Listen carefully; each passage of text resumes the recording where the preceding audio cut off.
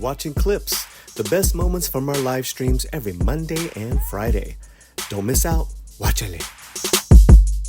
This I published just a little under a week ago, 6 days ago, on August 13th. Part of it is also talk about that they're trying to figure out what to do with the Acolyte, which is where that they're having impassioned discussions what to do with the Acolyte, including killing it. And we've seen less than a week later, they made their decision, right, as to what to do. So that was part of the report. But the report came and it was a bit of a bombshell. And so far, I haven't seen anyone else confirm it.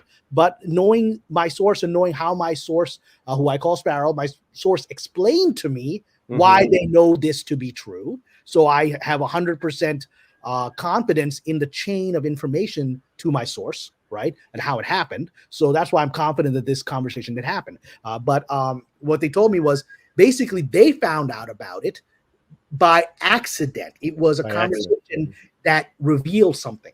The conversation that they were privy to was between certain suits and Mr. Favreau about the Star Wars, whatever, the Galaxy's Edge thing, right? The park, and that Favreau was demanding that Disney please pony up the money to revamp Galaxy's Edge and make it completely based on the original trilogy of Lucas, which is, he said, that's what the audience wants, that's what the fans want, that's what the park goers want.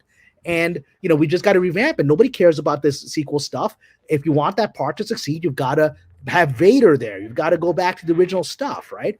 And the response of the bean counters was, look, that's a lot of money. We're talking about tens of millions of dollars to invest in revamping this park and putting all this new stuff in and taking all that stuff out.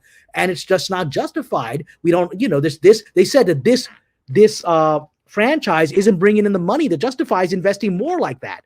And Favreau's angry response to that was, you have to spend money to make money. The reason you're not making money is you invested it incorrectly in the first place. You invested in things people didn't want, especially in that park. So now you need to put the money in to fix it, and you will get the money back. And so they were having this argument, and so the money crunchers came back with what they thought was a gotcha. And this is what Sparrow heard, and it would startle them. Right? They didn't know this information until the gotcha. The gotcha was, well, Jon, as in Favreau, Jon, you're already making us spend a hell of a lot of money on this digital technology to bring back Luke, Han, and Leia. And you want us to spend more? Ding, ding, ding, ding, ding. Sparrow's like, what? What is this? Because my source did not know this, that this has already been spent on. The massive investment has been authorized to use digital technology to bring back our three main heroes. We've already seen it used for Luke. We've already seen it used to varying degrees. It's getting better, I think, with time. But now it's also Han and Leia are planned to be recreated, and which answers the subtle debate for which my source Sparrow had no answer until now. People kept asking, what is the plan? Is the plan to recast Luke? People like Sebastian Stan, who I worked with on Kings, wonderful actor, wonderful human being, right? People talk about Sebastian being Luke. People want Anthony Gruber coming back as Han, whatever.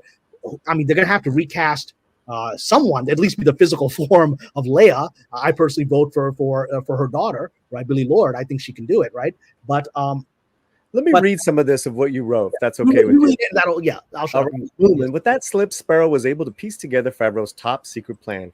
Instead of recasting the roles, as many fans expect, and perhaps some prefer, Favreau is already investing in substantial resources in deep fake technology to de-age and recreate the characters of Luke, Leia, and Han as they appeared in the original trilogy, which suggests that he has plans for their steady reappearance in his Star Wars universe over the long run. Now, of course, this does not mean that other actors won't be cast to serve as the underlying body and perhaps voice of these digital recreations. Certainly, a new actress will need to fill in for Leia, or even Carrie Fisher's face is digitally superimposed on her. But this is a major revelation regarding Favreau's plans for the future of our beloved heroes. Cameron? Yeah, and so that's the thing. I didn't know that. My contact didn't know that. But as of now, that is the current plan.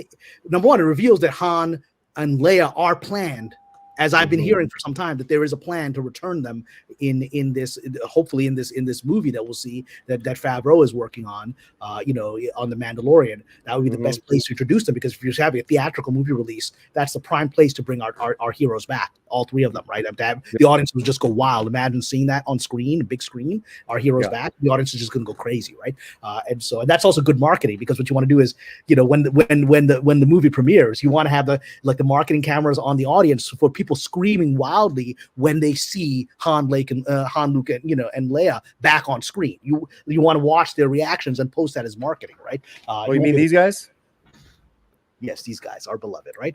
And so that I've heard for sometimes Favreau said, yeah, that seems to be the plan, but they didn't have any details. They didn't know how it was going to be done, when it's going to be done. But now, with at least as of last week, money had been authorized to use massive digital technology, which suggests that probably Mark Hamill, to the extent that he's able to still continue to be the physical body of it, on which they'll put his younger face.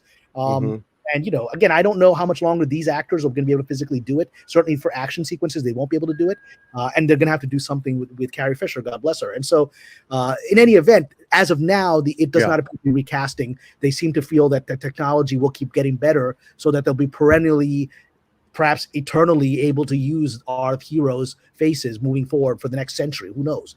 Good. It may become one thing I would say in the article. Yeah. It may prove too expensive. The bean counters may be right, and at some point the money may be just not enough, and then they will have to recast. As of now, they're putting the money into to digitally recreate them. Right, because you did say in the article down a couple paragraphs as far as their financial woes because of the disastrous Acolyte. How much did that cost again, really quickly? Who knows? There's all kinds of stories, right? It went from claims of $300 million to $180 million. I don't think it was anything even close to that. I don't think it was. It was a lot of money, though.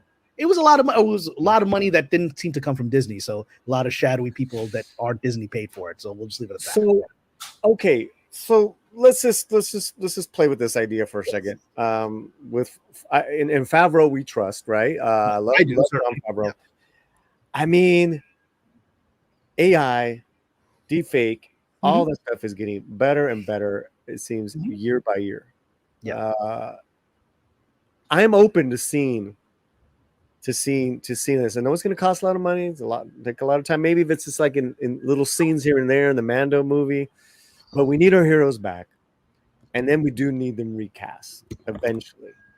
There's just unless they, because they have their voices, they can recreate their voices. They might be able to do this perpetually. There is that part too. What do you guys think in the chat? Would you want to see this kind of deep fake iteration, or do you want it just to be totally recast? Some people are saying recast. A lot of people in the chat seem to be saying recast. I've heard that on my Patreon as well. Well, we'll see. If we do see these digital versions, my expectation is probably the Mando movie, right? That's the place to do it. Then, if people aren't happy with it, then I think recasting is going to have to be something that because Favreau is, if nothing, he's reactive to the audience. He heard that people didn't like Boba Fett. He was shocked. He took that information into account, right? He's taking the information into account, doing his best he can to get back on track when he's fingers on the pulse of the fans, unlike Miss Kennedy. With this happening and then the Acolyte happening, you're getting vindicated on all this.